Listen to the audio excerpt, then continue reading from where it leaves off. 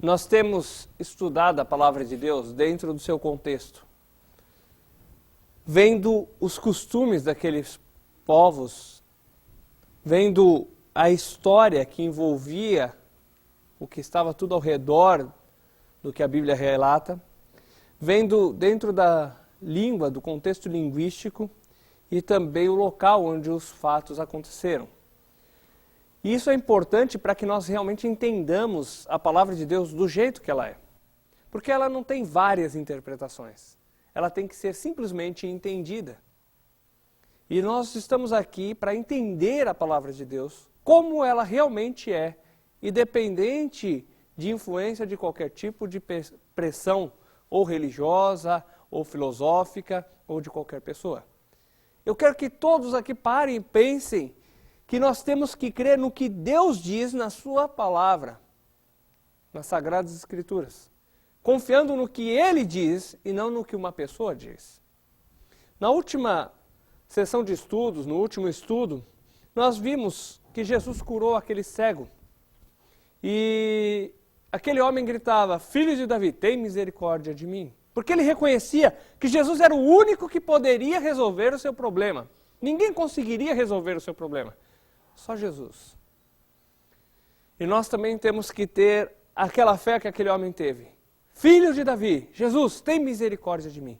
Porque é só Jesus que pode resolver o problema espiritual do homem, que pode resolver o problema da morte espiritual, da separação de Deus. Clamemos como aquele homem: Filho de Davi, tem misericórdia de mim. Marcos capítulo 11, versos 1 até 6. Quando se aproximaram de Jerusalém, de Betfagé e Betânia, junto do Monte das Oliveiras, enviou Jesus 2 dos seus discípulos. Disse-lhes: Ide à aldeia que está diante de vós, e logo ao entrar encontrareis preso um jumentinho, no qual ainda ninguém montou. Soltai-o e trazei-o. Se alguém vos perguntar por que fazeis isto, dizei-lhe: o Senhor precisa dele, e logo o mandará de volta para aqui. Então foram e encontraram um jumentinho preso junto ao portão, do lado de fora da rua, e o soltaram. Alguns dos que estavam lhes perguntaram: que fazeis soltando o jumentinho? Eles lhes responderam como Jesus lhes havia mandado, e os deixaram ir. Então Jesus manda pegar um jumentinho, mas interessante, que é um jumentinho que nunca foi montado.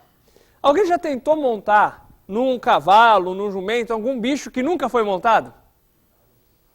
Já tentou? Foi uma experiência maravilhosa, né? Me jogou de novo no chão. Montou e caiu.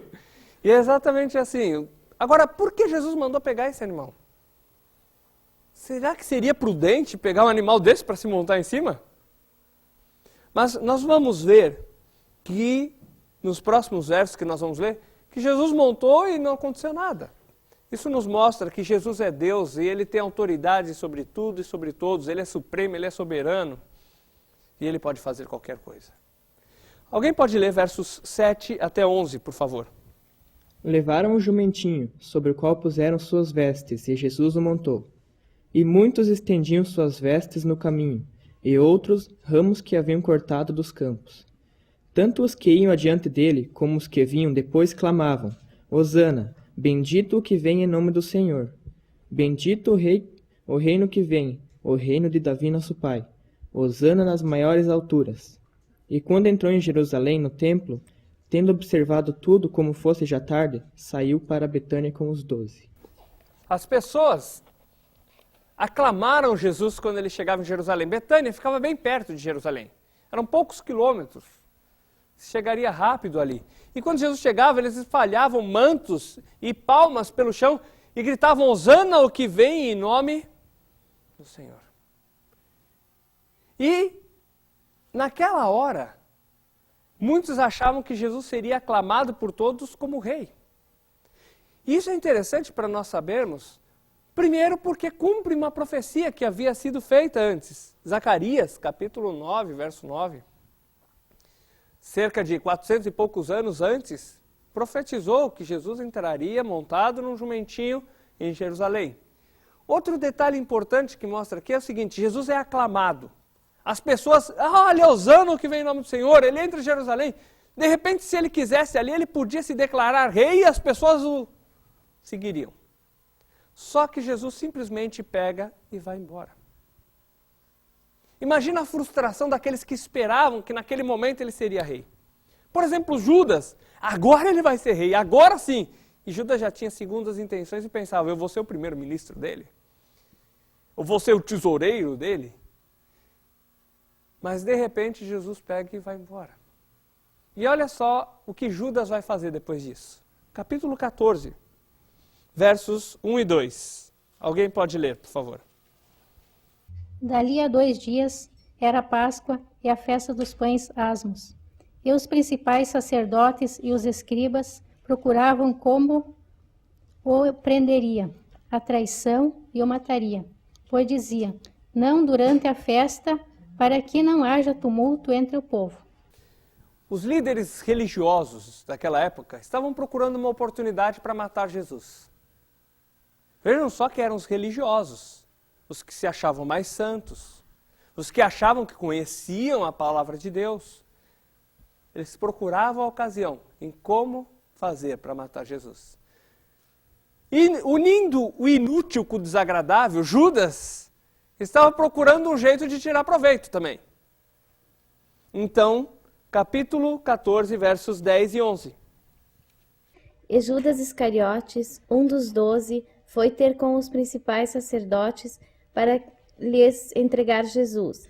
Eles, ouvindo, alegraram-se e lhe prometeram dinheiro. Nesse meio tempo, buscava ele uma boa ocasião para o entregar. Depois, Judas chega e propõe trair Jesus, entregar Jesus a eles. E por 30 moedas de prata, ele vende Jesus, entre aspas. O interessante é que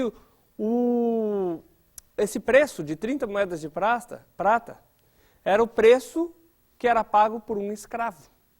E em Salmo 41, 9, diz que Jesus seria traído por um amigo. Então, está se cumprindo aquilo que foi profetizado 1000 anos antes. E em Zacarias, capítulo 11, versos 12 e 13, fala que ele seria vendido por 30 moedas de prata, por pouco dinheiro. E isso daí mostra o cumprimento de uma profecia feita cerca de 400 e pouco, 500 anos antes de Cristo. Agora, capítulo 14, versos 12 até 18, eu vou ler. No primeiro dia dos pães asmos, quando sacrificavam a Páscoa, perguntaram-lhe os discípulos, aonde quereis que vamos fazer os preparativos para a Páscoa? De modo que ele enviou 2 dos discípulos, dizendo-lhes, ide à cidade e um homem que leva um cântaro de água vos sairá ao encontro. Seguiu. Onde quer que entrar, dizei ao dono da casa. O mestre pergunta, onde está o aposento que hei de comer a Páscoa com os meus discípulos? Ele vos mostrará um espaçoso cenáculo, mobiliado e pronto, preparai-a ali. Saindo os discípulos, foram à cidade e acharam como lhes tinha dito e prepararam a Páscoa. Chegada a tarde, Jesus foi com os 12. Quando estavam reclinados à mesa a comer, disse Jesus, em verdade vos digo que um de vós que come comigo há de me trair. Tá, Jesus está com os seus discípulos para comer a Páscoa. Antes de voltarmos para relembrar o que é a Páscoa, um detalhe, uma curiosidade, o cenáculo era um lugar espaçoso, algumas vezes em cima da casa, onde era usado para reuniões e quando era muita gente junto para fazer refeições e tudo. Então foi providenciado, Jesus providenciou, na sua infinita sabedoria, onisciência, sabia quem estaria à disposição de entregar esse lugar para eles poderem cear a Páscoa. Então, eles estavam ali, Jesus disse para eles irem lá deu tudo certo, exatamente como Jesus havia dito, porque Jesus sabe todas as coisas. E, chegando lá, eles foram comer a Páscoa. A Páscoa era aquela festa onde os judeus comemoravam, ou melhor, relembravam a saída do Egito. Quando Deus mandou sacrificar o cordeiro, colocar o sangue sobre a porta, o cordeiro foi sacrificado à tarde, depois o sangue era colocado na porta, e aquela noite passaria o anjo da morte. E aí, no dia seguinte, ou melhor, para eles no mesmo dia, no dia seguinte na nossa cultura, na nossa maneira de pensar, mas no mesmo dia, porque o dia do judeu começa às 6 da tarde e vai terminar às 6 da tarde do outro dia. Eles foram libertos, eles puderam sair do Egito. Aí depois tem todo o resto da história que nós já estudamos. Então essa era a Páscoa, onde era morto o cordeiro e colocado o sangue na porta. Então o judeu sempre comemorava anualmente a festa da Páscoa com pães asmos, pão sem fermento, onde eles sacrificavam um cordeiro naquela tarde e comiam aquela carne assada. Comiam também ervas amargas. Então Jesus estava ali com os seus discípulos e enquanto ele estava ali, ele disse, um de vós há de me trair. Aí os discípulos começaram, será que sou eu, Senhor? Eu? Eu? Ficaram assustados com aquela notícia. Então alguém pode ler o versículo 19 até 21. Eles ficaram tristes e um por um começaram a perguntar, o Senhor não acha que sou eu? Acha. Jesus respondeu, é um de vocês, é o que molha o pão no prato comigo, porque o Filho do Homem vai morrer, como dizem as Escrituras Sagradas. Mas ai daquele que está traindo o Filho do Homem, seria melhor nunca ter nascido. Bom, então Jesus diz quem seria o traidor, que era aquele que estava ali, bem próximo, colocando a mão no mesmo prato, vamos dizer assim, que ele. E aquela forma deles comerem, eles pegavam o pão e partiam, né, iam pegando o pão ali. E Jesus usa aquele momento daquele jantar, mas um jantar específico da Páscoa, onde eles estavam relembrando a morte do Cordeiro, e ele começa a falar o que aconteceria com ele naquele mesmo dia, para o judeu mesmo dia. Ele estava à noite, comendo a Páscoa à noite, e tudo o que aconteceria com ele ainda faz parte do mesmo dia. Tudo que nós vamos citar agora durante esse estudo é tudo num dia só, para o judeu. Se fosse nós pensarmos da nossa maneira, começaria uma tarde, noite de um dia e passaria para o outro. Mas na maneira do judeu é um dia só. Então ele come a Páscoa e começa a falar. Primeiro verso 22. Alguém pode ler? E, enquanto comiam, tomou Jesus um pão e, abençoando-o, o partiu e lhes deu, dizendo, tomai, isto é meu corpo. Jesus parte o pão e diz, olha, esse é o meu corpo que é partido por vós. Não é que era o corpo de Jesus literalmente, mas Jesus estava simbolizando, olha, como eu estou cortando esse pão aqui, o meu corpo vai ser partido no lugar de vocês. Vai ser dilacerado, vai ser cortado por vocês. Depois os versos 23 e 24, alguém pode ler? A seguir tomou Jesus um cálice e, tendo dado graças, o deu aos seus discípulos, e todos beberam dele. Então lhes disse, isto é o meu sangue, o sangue da nova aliança, derramado em favor de muitos. Jesus aí diz que o copo de vinho que eles estavam tomando, aquele fruto da vide, de uva, né? Ele toma aquele copo e diz assim, olha, o meu sangue também vai ser derramado por vocês. E quando fala que o sangue dele ia ser derramado por vocês, vamos parar para pensar um pouquinho aqui, ó. Naquela noite da Páscoa, aquela festa comemorava a morte do Cordeiro, onde o sangue do Cordeiro era derramado, e quem colocava esse sangue na porta não sofreria a morte. Agora Jesus está dizendo, olha, eu vou derramar o meu sangue para fazer uma nova aliança, um novo acordo com vocês. Existia o antigo acordo, aquele que foi firmado lá no Monte Sinai, que constava de leis e ordenanças que tinham que ser seguidas. Agora Jesus disse, não, eu vou fazer um novo acordo com vocês. Um acordo baseado no meu sangue, que vai ser derramado por vocês. Alguém pode ler agora versículos 32 a 36. E foram a um lugar chamado Getsemane, E disse aos seus discípulos: Assentai-vos aqui enquanto eu oro. E tomou consigo a Pedro, a Tiago e a João, e começou a ter pavor e angustiar-se. E disse-lhes: A minha alma está profundamente triste até a morte. Ficai aqui e vigiai. E tendo ido um pouco mais adiante, prostrou-se em terra, e orou para que, se fosse possível, passasse dele aquela hora.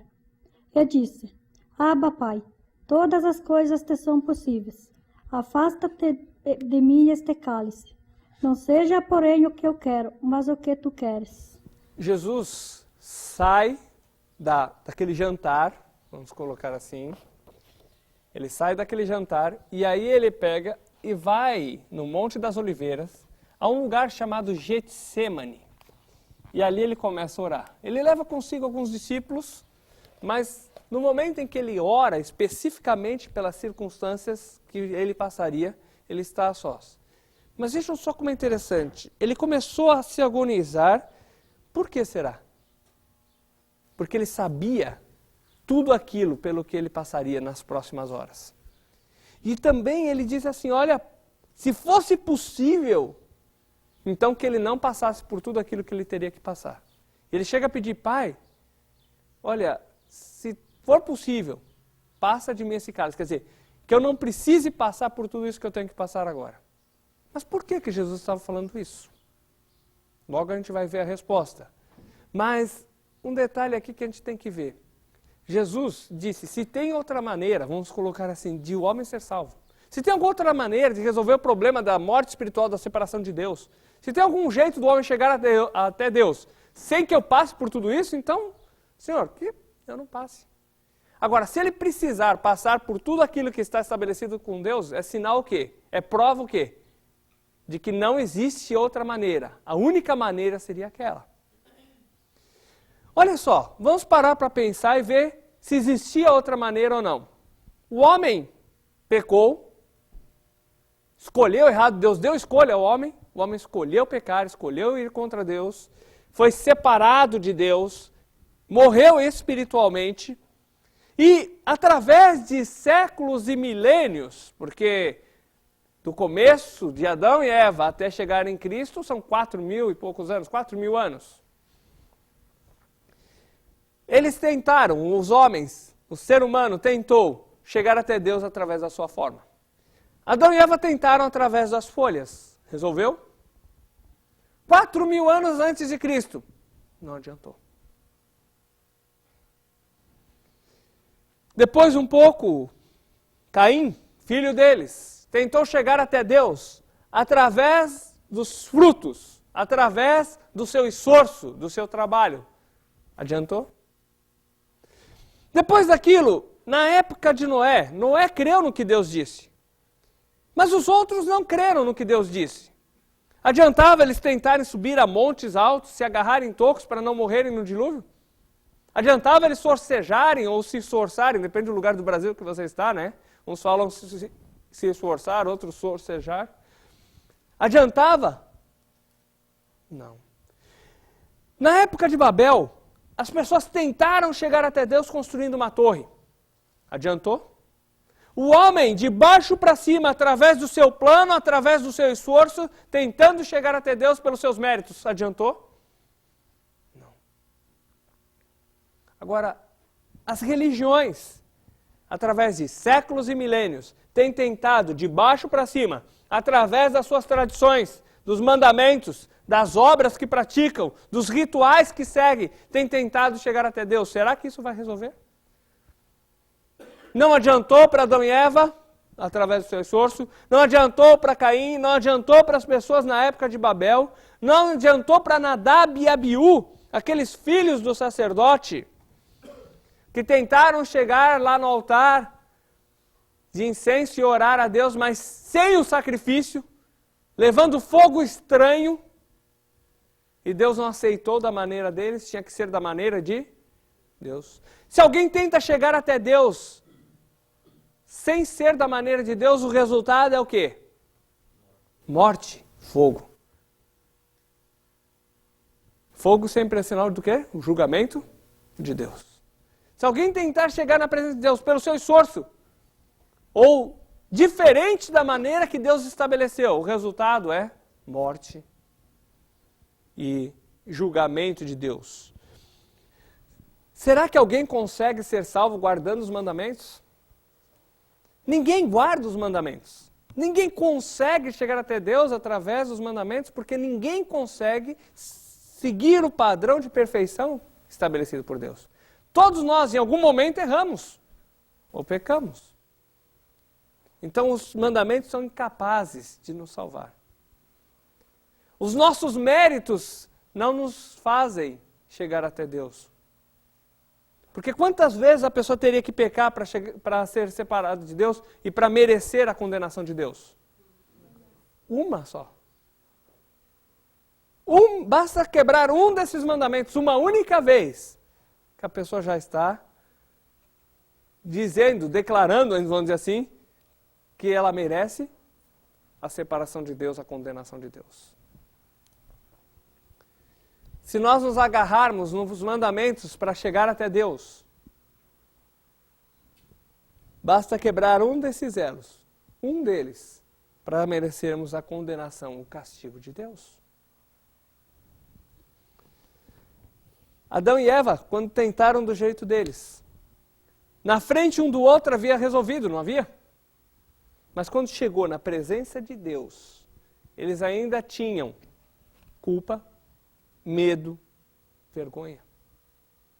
Eles ainda se esconderam.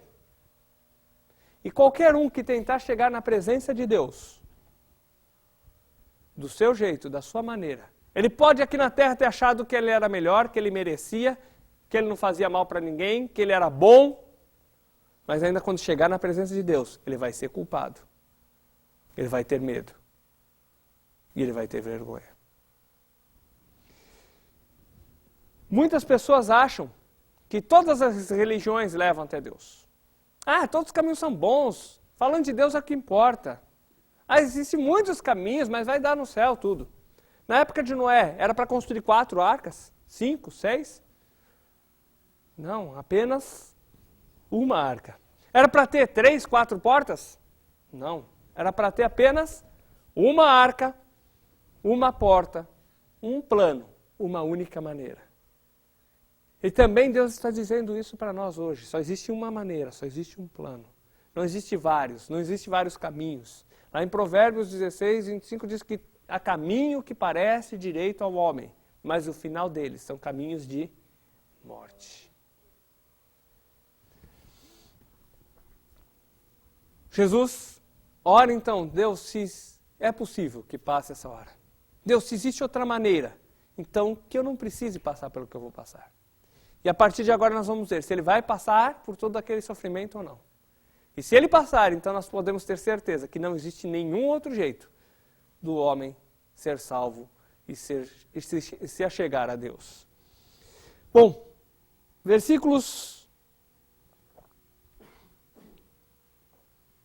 João, capítulo 18, versículos 2 a 6. Vamos para lá. E Judas, que o traía, também conhecia aquele lugar, porque Jesus muitas vezes se ajuntava ali com os seus discípulos. Tendo, pois, Judas recebido a corte e oficiais dos principais sacerdotes e fariseus, veio para ali com lanternas e archotes e armas. Sabendo, pois, Jesus todas as coisas que sobre ele havia de vir, adiantou-se e disse-lhes: A quem buscais? Respondeu-lhe, a Jesus Nazareno. Disse-lhes Jesus: Sou eu. E Judas, que o traía, estava com eles. Quando, pois, lhes disse: Sou eu, recuaram e caíram por terra. Jesus está orando, depois ele chega nos discípulos, ele sabe que está chegando os que o vêm prender, e vem aquele monte de gente, tudo armado, como se estivesse procurando o maior criminoso do mundo, uma pessoa que se fosse muito perigosa, e chegam, e Jesus diz: A quem buscais? E eles dizem: A Jesus. E olha a resposta de Jesus. Eu sou. Algumas versões traz sou eu. Só que vejam que no final do verso 6 diz o quê? Que todos recuaram, quando ele disse isso, eles recuaram e caíram por terra. Por quê? O termo eu sou é uma referência a Deus. Yahvé, ou alguns dizem Jeová. Então ele estava dizendo que ele era Deus. Eu sou Jeová na carne. Ou seja, eu sou Jeová, Deus de verdade. E eles recuaram e se prostraram. E o interessante é que muitas pessoas dizem que Jesus não é Deus. Mas Jesus em diversos lugares diz, eu sou. E é uma referência direta a que ele é Yahvé, ou Jeová, na carne. Ele é Deus realmente. Aí depois, vamos para Marcos, capítulo 14.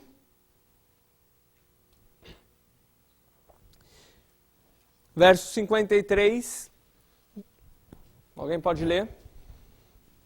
E levaram Jesus ao sumo sacerdote, e reuniram-se todos os principais sacerdotes, os anciões e os escribas. Levaram Jesus, mesmo depois daquilo, levaram para um julgamento religioso, que seria feito pelo sumo sacerdote, os escribas, os fariseus.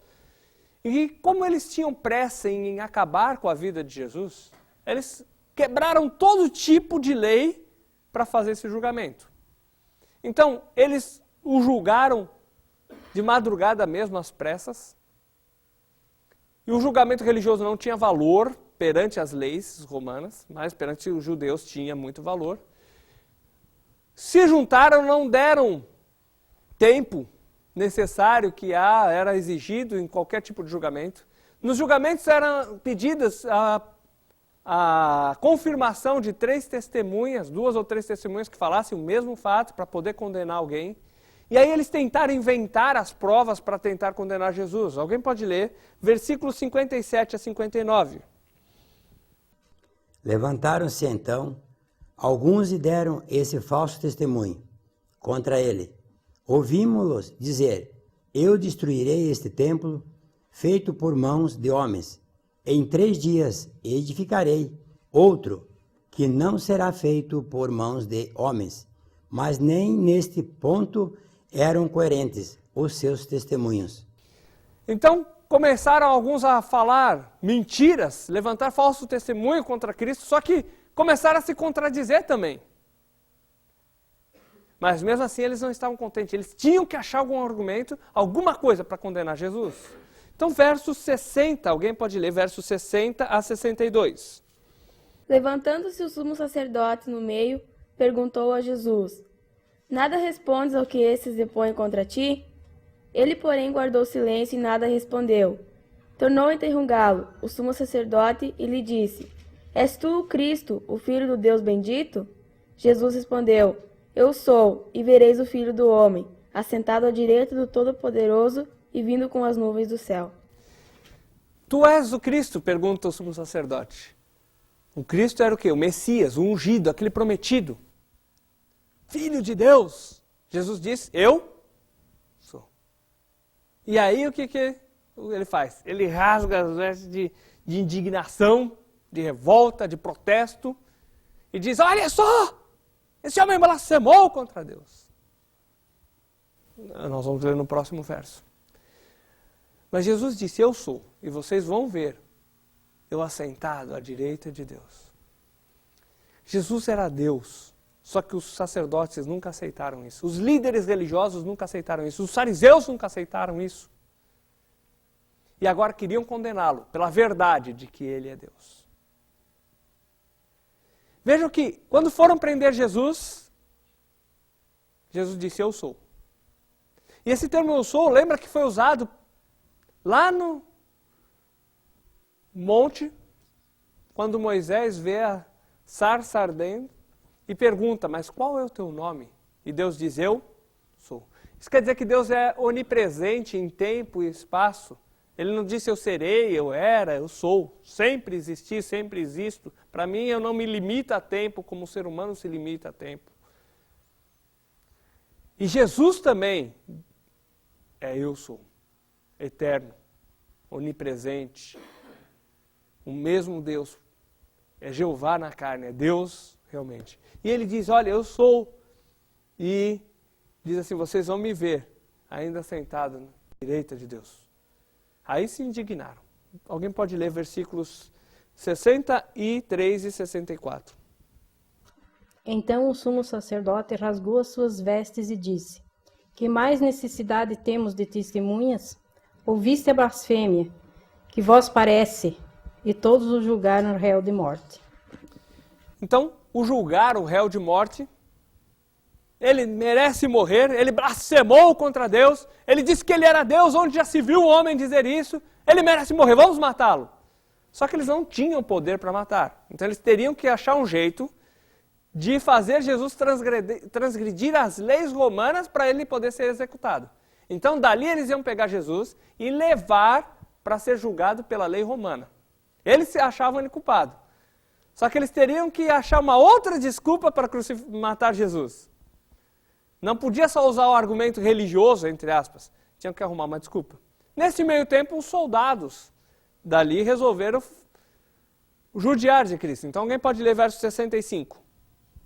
Puseram-se alguns a cuspir nele, a cobrir-lhe o rosto e dar-lhe murros e a dizer-lhe, profetiza, e os guardas o tomaram a bofetadas.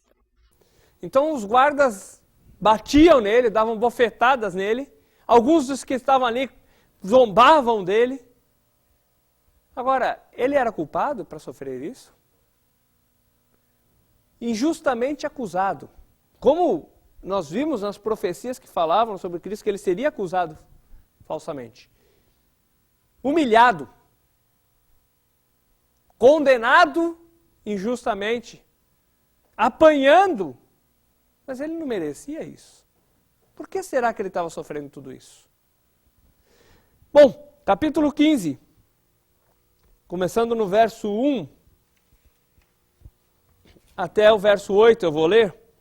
Bem cedo, de manhã, os principais sacerdotes com os anciãos, escribas e todo o sinédrio entraram em conselho. Amarraram a Jesus, levaram-no e o entregaram a Pilatos. Pilatos lhe perguntou, és tu o rei dos judeus? Respondeu Jesus, tu o dizes. Antes de nós continuarmos a leitura, agora eles mudaram a acusação. Chegaram para Pilatos dizendo, esse daqui se disse rei dos judeus. Só César que é nosso rei. Eles odiavam César. Eram hipócritas aqueles líderes religiosos. Eles nunca quiseram se submeter a César. Faziam por causa da pressão, por causa que senão seriam mortos. Mas eles odiavam César. Mas ali na hora, não, nós servimos só a César. E esse cara diz que ele é rei dos judeus. Onde já se viu uma coisa dessa? Eram hipócritas, eram falsos, eram mentirosos. Verso 3 em diante. Os principais sacerdotes acusavam-no de muitas coisas. Então Pilatos o interrogou outra vez. Nada respondes? Vê quantas acusações te fazem. Mas Jesus nada respondeu, de modo que Pilatos se maravilhava. Ora, era costume no dia da festa soltar um preso qualquer que o povo pedisse. Havia um chamado Barrabás, preso com amotinadores, o qual tinha cometido um homicídio na revolta. A multidão veio e começou a pedir que lhes fizesse como de costume. Então Jesus começou a ser julgado, agora um julgamento que realmente teria valor, teria peso, que é o julgamento perante as autoridades romanas, que era Pilatos. E havia um costume que no dia da festa, no dia da Páscoa, um dos presos, o governo romano soltava para, vamos dizer assim, agradar, que Pilatos soltaria um para agradar a multidão. Jesus estava preso e também havia um certo Barrabás que foi preso. No mutim lá, numa revolta, ele acabou matando uma pessoa e ele foi preso. E aí o povo chegou lá e começou a gritar, ô Pilatos, você não vai soltar lá um preso pra gente? E estavam fazendo aquele, vamos dizer assim, aquele mutim ali. Mas era uma coisa que era de costume. Então Pilatos pensou assim, olha, esse Jesus é inocente. Nós vamos ver aqui que ele reconhecia que Jesus era inocente. Agora eu me livrei do pepino. Porque era uma situação constrangedora para ele. Se ele dissesse, ó, esse homem não é culpado, iam dizer, ó, você, como que você diz isso? Você quer ser amigo desse traidor? Esse homem que se diz rei, que quer se colocar no lugar de César? Para ele era complicado isso. Mas ao mesmo tempo ele sabia que tudo aquilo era por inveja. Sabia da inocência de Jesus. Ele estava numa complicação. Aí quando o povo pediu, ele pensou, bom, esse homem já curou muitas pessoas, esse homem ajudava todo mundo. Vamos pedir que ele seja solto, vai ser fácil eu sair dessa enrascada que me colocaram. Alguém pode ler versículos 9 e 10. E Pilatos lhes respondeu, dizendo, quereis que vos solte o rei dos judeus? Porque ele bem sabia que, por inveja, os principais dos sacerdotes o tinham entregado. Logo de cara ele diz, então quem que vocês querem que eu solte? O rei dos judeus?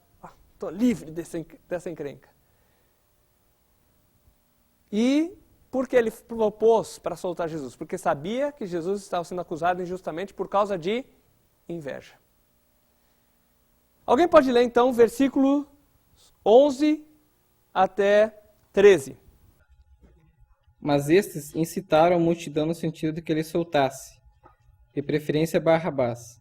Mas Pilatos lhes perguntou, que faria então deste a quem chamais o rei dos judeus? Então, porém, clamaram, crucifica-o. Os líderes religiosos começaram a cutucar a multidão e incentivar para que eles pedissem Barrabás em vez de Jesus. E eles tinham uma grande influência em cima do povo. Talvez até diziam assim, esse Jesus aí, esse Jesus nunca fez nada de bom para vocês. Esse Jesus não quer defender o povo contra os romanos. Barrabás não, Barrabás lutou por nós. E começaram a instigar a multidão para que a multidão pedisse Barrabás. E aí a multidão pediu Barrabás, e aí Pilatos perguntou, o que eu faço de Jesus? E aí eles gritaram, crucifica-o. Olha só o próximo verso. Alguém pode ler o versículo 14. Mas Pilatos lhes disse, que mal fez ele? E eles gritavam cada vez mais, crucifica-o. A multidão então começou a gritar, crucifica-o! Com mais intensidade ainda. Agora Pilatos tinha um dilema. Ele sabia que Jesus era inocente. Ele sabia que Jesus tinha sido entregue por ciúmes. Mas ele tinha que escolher. Ou a multidão, ou todo mundo que estava ali, ou Cristo. Ou fazia justiça e soltava Cristo, ou agradava a multidão e crucificava Cristo. Agora olha só que interessante, aquela multidão, talvez no meio daquela multidão tivesse alguém que viu Jesus multiplicar os pães, talvez comeu daqueles pães. Alguns que viram Jesus curar, cegos, coxos, aleijados, que viram Jesus ressuscitar Lázaro. E se não viram, talvez souberam, com certeza souberam. E aquela multidão que Jesus só fez o bem, que Jesus ensinou, que Jesus ajudou, que Jesus curou, estava gritando, crucifica. Agora Pilatos tinha que escolher, ou Jesus, ou a multidão. Versículo 15, alguém pode ler. Então Pilatos, querendo contentar a multidão, soltou-lhes Barrabás e, após mandar açoitar a Jesus, entregou-o para ser crucificado. Pilatos preferiu escolher a multidão, preferiu a multidão, querendo satisfazer a multidão, mandou açoitar Jesus, para depois o entregar para ser crucificado. Ele sabia o que era certo, ele sabia o que era direito, não adiantava ele lavar mãos, não. Ele sabia que Jesus era inocente, mas ele preferiu satisfazer a multidão. Será que nós não vamos fazer a mesma coisa? Nós estamos vendo a verdade da palavra de Deus, o que Deus tem nos falado, o que Deus tem nos ensinado, o que Deus tem mostrado. E nós vamos ter que fazer uma escolha entre Jesus, ou a multidão, ou o que os outros falam, ou a maioria. E nós vamos escolher quem? Quando pensamos em Pilatos, pensamos esse homem era um covarde, um injusto, Onde já se viu fazer isso com o inocente? Onde já se viu escolher a multidão? Mas será que nós, às vezes, não fazemos o mesmo? Nós temos a escolha entre Cristo e a multidão. E você vai escolher quem? Vai ser como Pilatos e escolher a multidão? Mas ele pega e manda Jesus para ser açoitado. A gente pensa, quando fala em açoitamento, em ser chicoteado, a gente pensa numa tira de couro, como a gente via na época dos escravos. Vamos pegar assim para exemplificar, como se fosse esse fio, uma tira comum, ó, e batendo nas costas do escravo. Só que naquele tempo o chicote era um pouquinho diferente. Ele não tinha uma ponta só, uma tira só, ele tinha 4 tiras. Cada uma das 4 tiras era de tamanho diferente. E na ponta de cada uma dessas tiras era amarrada uma ponta de osso bem afiado, ou então uma ponta de ferro bem afiado. Em cada ponta tinha um pedaço de ferro ou de osso afiado. Então, quando batia não só uma vez, mas 4, e aquelas coisas enfiavam na pele da pessoa, aquelas pontas afiadas. Só que não era só isso também. O carrasco, ele era treinado não só a bater assim, ó. Ele era treinado a bater e puxar. Bater e puxar. Então, quando ele batia, aquelas pontas entravam na pele da pessoa e aí ele puxava, rasgando tudo, todas as costas da pessoa onde pegasse. Porque eles não se preocupavam onde ia pegar. O judeu, ele era muito bonzinho e ele tinha uma lei que não podia dar mais do que 40 açoites numa pessoa, bater mais do que 40 vezes dessa maneira na pessoa. E como o judeu era muito bonzinho e não queria transgredir a lei, ele só dava 39. Só que quem açoitou Jesus foram soldados romanos, que tinham um prazer enorme em transgredir as leis romanas, as leis judaicas, para provocar os judeus.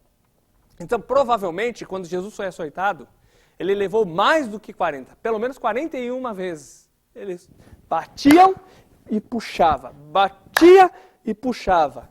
E o corpo dele foi todo dilacerado naquela hora. Ele sofreu muito. Agora, será que ele merecia isso? Que mal ele fez? Por causa do que ele estava sofrendo aquilo? Bom, não contentes, vamos continuar lendo. Olha só o que fizeram mais. Versículos 16 e 17. Então os soldados o levaram para dentro do palácio, que é o pretório, e reuniram todo o destacamento. Vestiram-no de púrpura e, tecendo uma coroa de espinhos, lhe a puseram na cabeça. Vestiram Jesus de púrpura para dizer, ele é o rei dos judeus, olha só, vamos pôr uma veste real nele. Zombaram dele, o humilharam e colocaram na sua cabeça uma coroa. Ele é rei, então tem que ter uma coroa. Fizeram uma coroa com espinhos. Os espinhos não eram espinhozinhos pequenininhos, como de rosa, assim. Eram espinhos grandes. E eles colocaram essa coroa sobre a cabeça de Jesus. Quando Adão e Eva pecaram, Deus disse que a terra produziria, como castigo, como consequência do pecado, a terra produziria o quê? Cardos e espinhos. Parte da consequência do pecado estava aqui, colocada na cabeça de Jesus. Mas eles não estavam contentes só em colocar aquela coroa na cabeça de Jesus. Eles tinham que ir um pouquinho além. A crueldade tinha que ser um pouquinho maior. Versos 18 a 20. E o saudavam, dizendo, Salve, Rei dos Judeus. Davam-lhe na cabeça com um caniço, cuspiam nele, e pondo-se dos joelhos, o adoravam. Depois de o terem escarnecido, despiram-lhe a púrpura e o vestiram, com as suas próprias vestes. Então conduziram Jesus para fora, com o fim de o crucificarem. Então, eles cuspiram em Jesus, eles humilharam Jesus. E não só contente em colocar aquela coroa de espinhos, eles pegaram um caniço, um pedaço de cana e chegavam assim na cabeça de Jesus e davam. E depois de novo.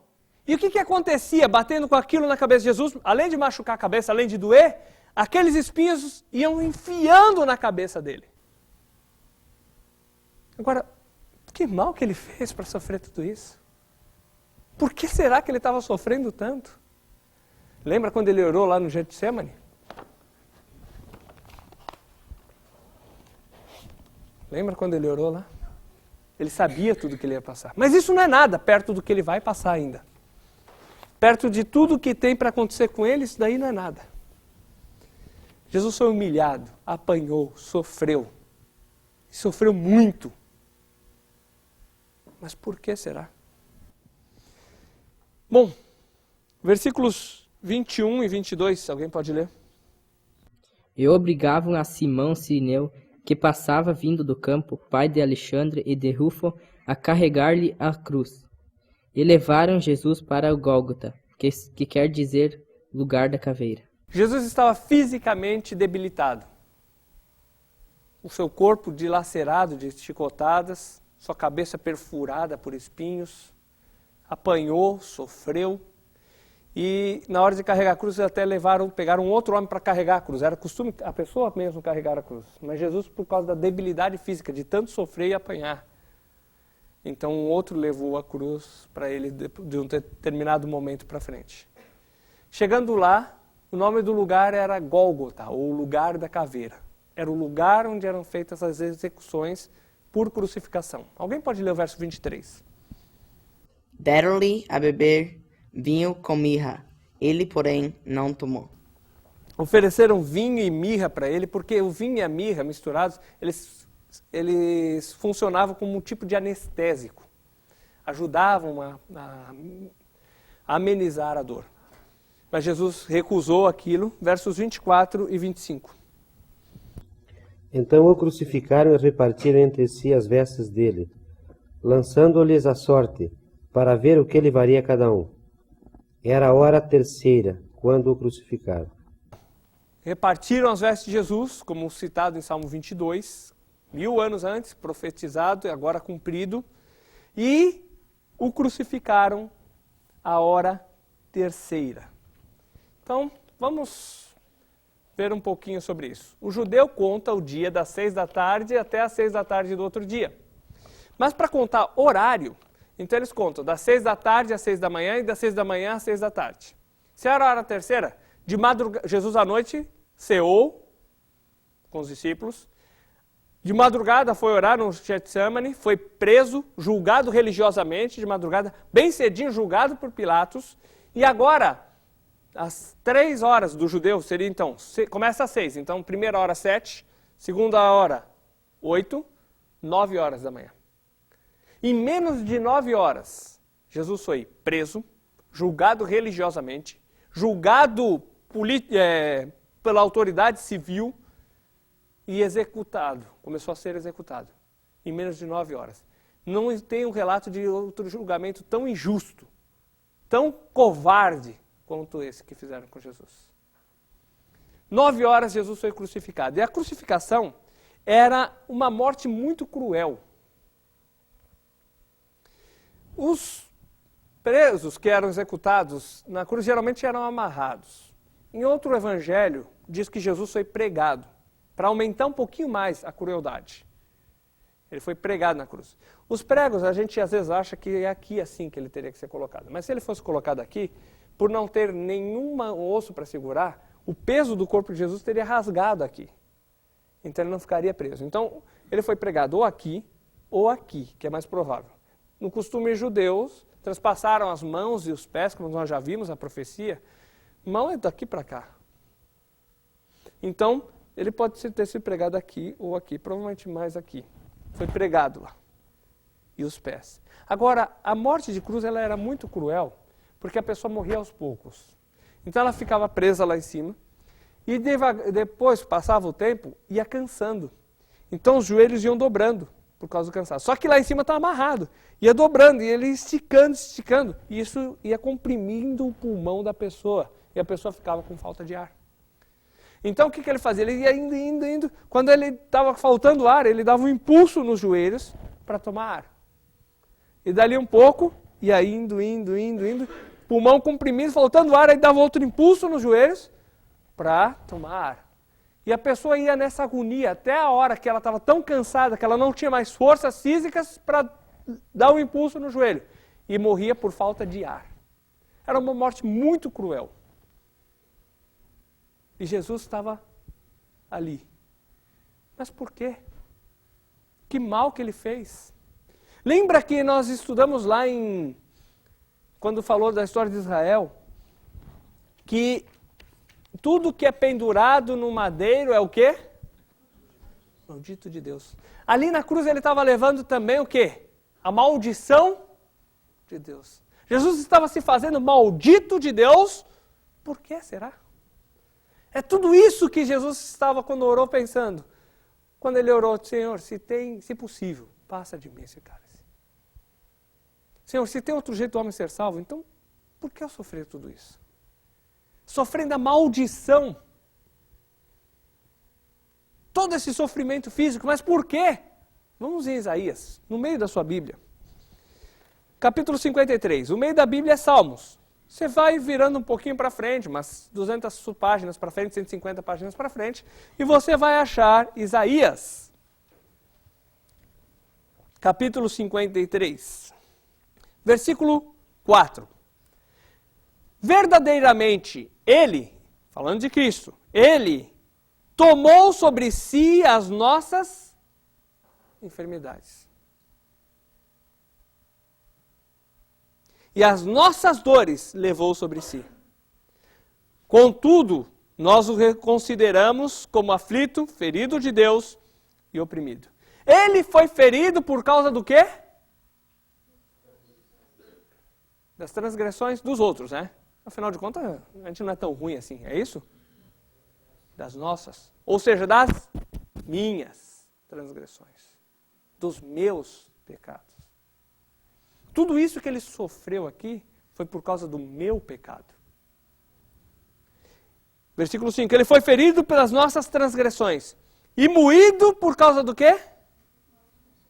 Das nossas iniquidades. O castigo que nos traz a paz estava sobre quem? Sobre ele. Todo o castigo que era para nós caiu em cima de Cristo. Ele foi crucificado, ele sofreu, ele apanhou e ele levou em cima dele todo o castigo que era para nós. Essa cruz então não era para ele, era para quem? Para nós, para mim. Eu que merecia ali.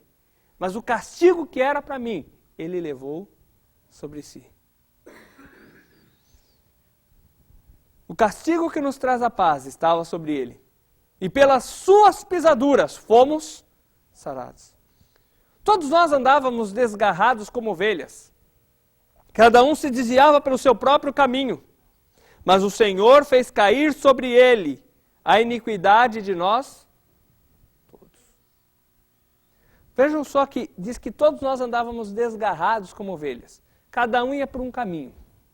Mas Deus fez cair sobre Cristo a iniquidade de nós todos. Essa história de que todos os caminhos levam até Deus encaixa aqui, olha aqui. Cada um era desviado por um caminho diferente. Um seguia tal religião, outro seguia outra coisa, outro era ateu, outro não acreditava em nada, outro acreditava que eram as obras que iam salvar, outro acreditava que era o cabelo, outro acreditava que era o batismo, outro acreditava que eram os sacramentos. Cada um ia por um caminho. Mas o que importa é que existe um caminho só. Lembra que nós já lemos lá em João 14, 6, Jesus disse, eu sou o caminho, eu sou a verdade e eu sou a vida. Ninguém vem ao Pai senão por mim. O que importa é que Ele é o único caminho. Por quê? Porque Ele levou sobre si as nossas iniquidades.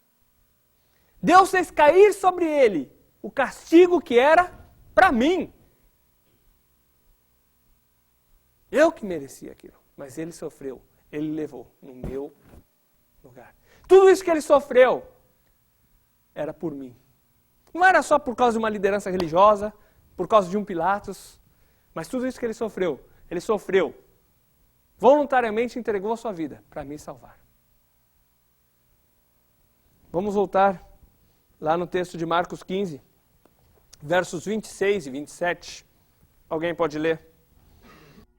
E, por cima estava, em epígrafe, a sua acusação, o Rei dos Judeus. Com ele crucificaram 2 ladrões, um à sua direita e outro à sua esquerda. Então, crucificaram Jesus e colocaram 2 ladrões, um de cada lado, 2 malfeitores. E para estarem amarrados ali naquela cruz, eles tinham que ter cometido algum crime grave. Era o pior tipo de sentença, de execução que existia, era a cruz. Então, 2 malfeitores, um de cada lado ali. Agora vamos ver o que acontece com esses malfeitores. Lucas vai dar detalhes, que lá na cruz eles viram para Jesus e falam algumas coisas. Então vamos ver o que eles disseram. Lucas capítulo 23, verso 34 primeiro. Contudo Jesus dizia: Pai, perdoai-lhes, porque não sabem o que fazem. Então, repartindo as vestes dele, lançaram sortes. Jesus, naquela situação, sofrendo tudo aquilo, ele diz: Pai, perdoa-lhes. E aí, a partir do verso 39, vai falar sobre os 2 malfeitores ali. Alguém pode ler verso 39 agora? Um dos malfeitores crucificados blasfemava contra ele, dizendo: Não és tu o Cristo? Salva-te a ti mesmo e a nós também. Um deles vira para Jesus e começa a zombar. Ei, você não é o Filho de Deus? Você não é Cristo? Você não é poderoso? Faz o seguinte, ó, sai daí e se salva. E aproveita e tira a gente dessa enrascada também, né? Zombando de Cristo. Agora o outro se vira e repreende aquele. Olha só o que o outro diz, verso 40. Respondendo-lhe, porém, o outro repreendeu-o, dizendo: Nem ao menos temes a Deus, estando sob igual sentença? Aí ele diz assim, olha, você não teme a Deus, estando na mesma condenação? Primeira coisa que esse homem reconheceu, ele reconheceu algo que nenhum líder religioso ali tinha reconhecido. Ele reconheceu que Jesus era Deus. Um ladrão, malfeitor, reconhece que Jesus era Deus, mas os líderes religiosos não reconhecem. E ele ainda diz mais alguma coisa, verso 41. Nós, na verdade com justiça, porque recebemos o castigo que os nossos atos merecem, mas este nenhum mal fez. Aquele ladrão vira e diz assim, olha, nós estamos aqui porque nós merecemos. Os nossos feitos, os nossos atos merecem a crucificação. Mas Jesus, esse, não fez mal nenhum. Primeiro ele reconheceu que Jesus era Deus. Agora ele reconhece, eu mereço estar morrendo aqui sim. Mas Jesus não, ele é inocente. Aí ele faz um pedido para Jesus. Vamos ler aqui juntos, olha só, versículo 42. Então disse, Senhor, lembra-te de mim quando entrares no teu reino. O que será que Jesus vai responder para esse homem? Olha, você foi muito ruim durante essa vida, então você não pode entrar no meu reino? O que será que Jesus... Será que Jesus vai ter misericórdia dele? Será que Jesus vai atender ao pedido dele? Ou será que não? Então no próximo estudo nós vamos ver o que Jesus vai responder para esse homem.